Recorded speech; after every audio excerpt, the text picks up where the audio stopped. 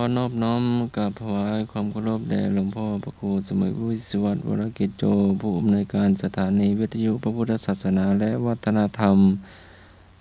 หลวงพ่อเจ้าวาดวัดฝายหินที่เมตตาธรรมอย่างสูงกราบถวายความเคารพครูบาอาจารย์ทุกรูป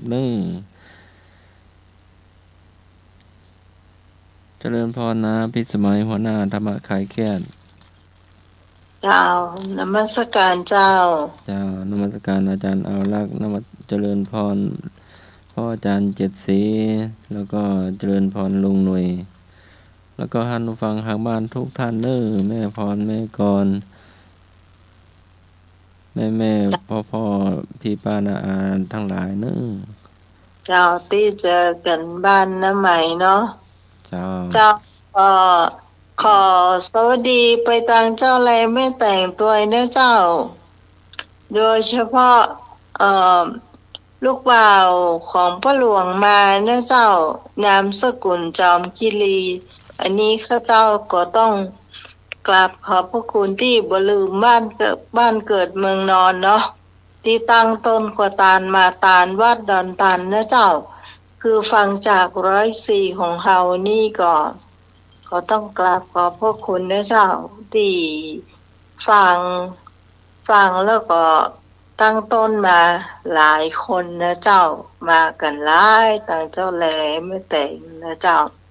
ทั้งไม่เฮาภาคก็มาหลายนะเจ้าก็ต่างบ้านเพิ่งเนาะหลายก็วันนั้นไม่ได้เจอแต่ว่า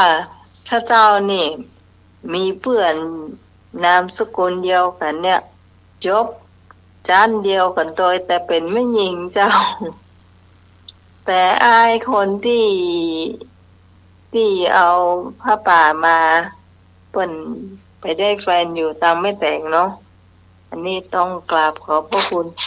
ว่างๆก็โทรเข้ามากับเจ้าโทรเข้ามาเนาะจะไปฟังอย่างเดียวกันเนาะยังไม่เพนตังดอยสะเก็ดนี่ก็ฟังอย่างเดียวตอบคนเดียวปัญหาตอบคนเดียวแล้วก็ไข้หัวคนเดียวไปหูถวยนั้นเนาะเจ้าคุณผู้ฟังจะโทรเข้ามาได้ในเจ้า053 226 0589ตอนนี้ว่างแล้วจ้าเนาะว่างก่อนตามสมาชิกดู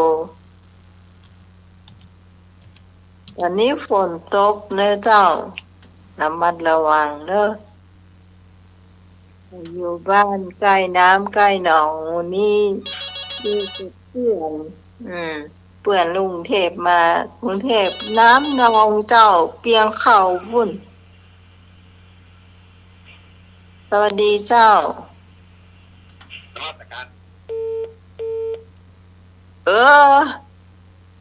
แฟนพันธุ์แท้จะได้นั้นโทรมาใหม่เนอะแฟนพันธุ์แท้ได้ยินเสียงอยู่โทรมาใหม่เจ้า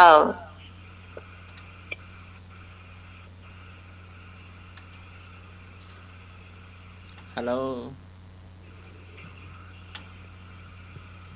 ฮัลโหลเจ้าว่าเลยเจ้าได้ยินแล้วเจ้าได้ยินแล้ววันนี้เอาเพลงนี้ดีกว่าเนาะเข้าบรรยากาศเลยฝนหนาวสาวควรครับเนาะของดูเดือนดาครับเนาะครับได้เลยครับนมัสการครับเจ้าฝนหนาวสาวครวนให้ลองต้นฉบับก็เป็นพองเสีย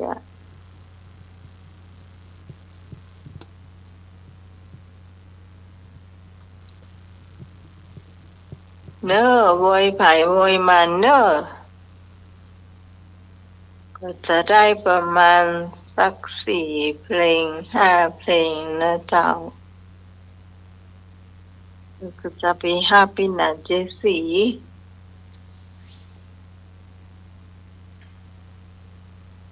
053 226 058เจ้า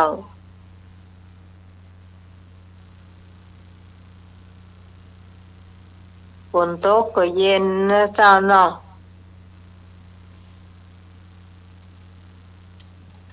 พี่พรโทรศัพท์โทรออกมาได้โทรมากันนะเจ้าเห็นว่าโทรออกได้แล้วเนี่ย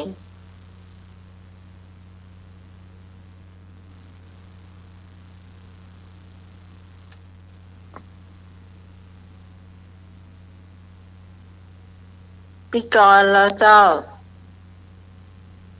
จะฟังเพลงอย่างก็ว่ามันเนอะไอ้นึกรับแล้วกำรับเด้อเนาะอันนี้พี่ค้าเอามือออกจากประตูอับเนาะเจ้าเรียนน้องที่สมัยอยู่นี่ร้อนเจ้าตัวนี้หนุ่ยสว่างเมฆเจ้าครับไว้สาอาจารย์สมัครยามใน4 โลครับผมเอิ้นพรอ้ายเองนี่ขอฟังเพลงไม่ดอกไม่เฟิงสายหนึ่งสิงนะครับผมแม่ดอกไม้บาน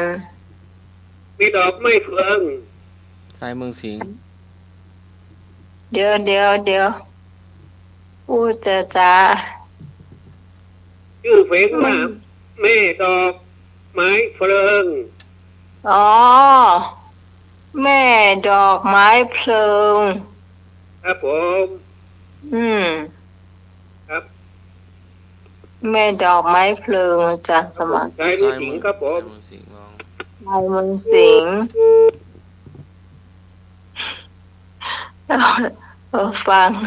ฟังโวยเนี่ยฟังว่าใครออกเนาะแม่ดอกไม้เพลิงพิมพ์เลยพิมพ์เข้าไว้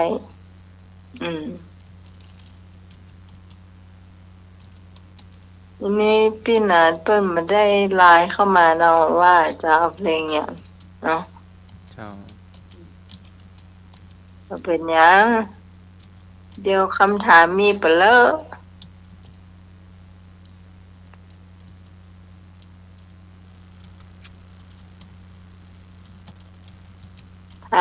วันนี้พระครูปัญญาสังฆการฟังอยู่ก็นมัสการตัวนะเจ้า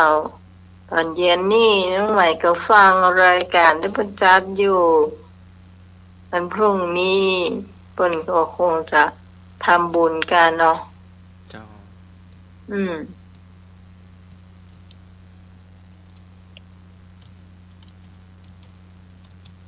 มีใครจะขอแชมเจ้าได้กี่เพลงแล้วเนี่ยได้3 เพลงอยู่3 เพลงใครจะขอแถมขอมาได้เลยเจ้า053 226 058ไอ้พงว่าใด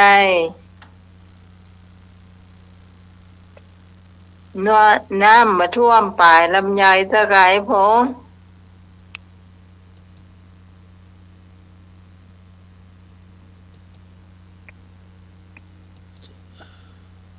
น้ำไทยประท่วมเตื้อ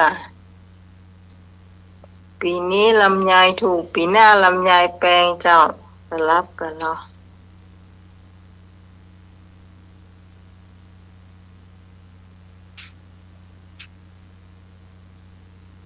การสมัครชอบเพลงไหนนะของสุชาติเทียนทองที่ชอบทุกทีที่เปิดพิมพ์เข้าไปก็ได้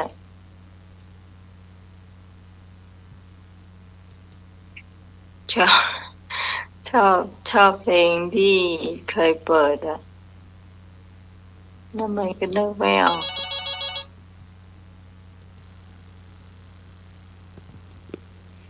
ฮัลโหล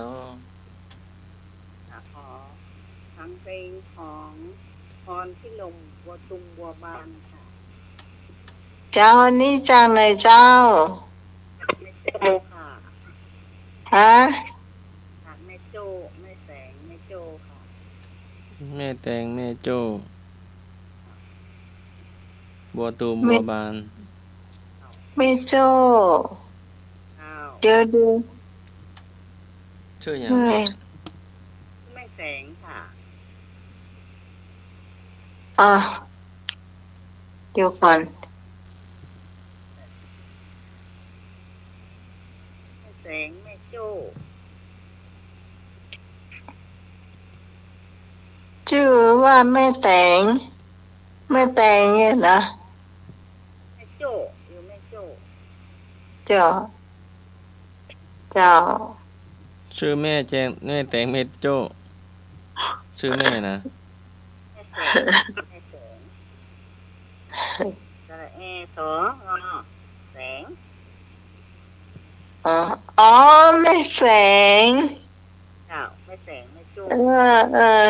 จำได้ละ ค่ะที่เป็นสมัย จำได้แล้ว ถ้าแบบนี้ นึกออกอยู่เจ้า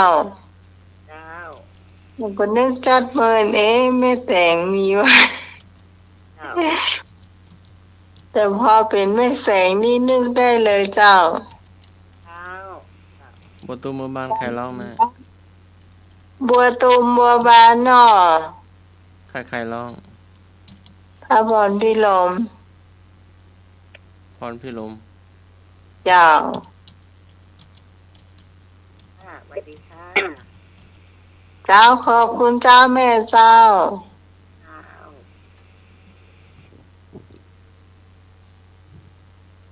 ฟังกันต่อไปเนอะฝนตกฝนห้ามอย่าจะไปละกันเตื้อเจ้ามันเย็นนะ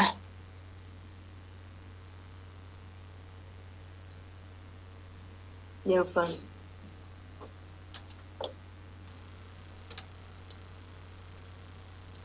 ดูว่าเนี่ย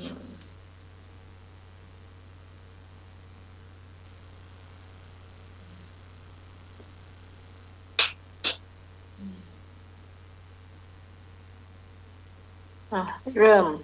เปิดได้เลย เกิน5 เพลงแล้วมั้ง 4 เพลงอยู่ หืม คนเผาพานฝน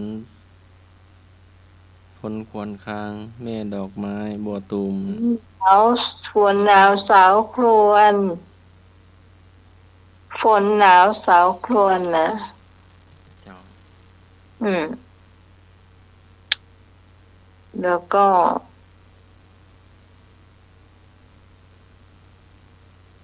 ไม่ขอ แม่ดอกไม้เพลิง บัวตูมบัวบานแค่นี้ บุตุมโบบาน แล้วก็อาจารย์สมัครชอบเพลงอะไรก็ใส่ให้ครบ5 เพลง อ๋อเนนกำพร้าก็ได้ หืม เนนกำพร้า เงินกำพร้า เจ้า ชาติหน้าจะเกิดมาเป็นอะไร ไม่รู้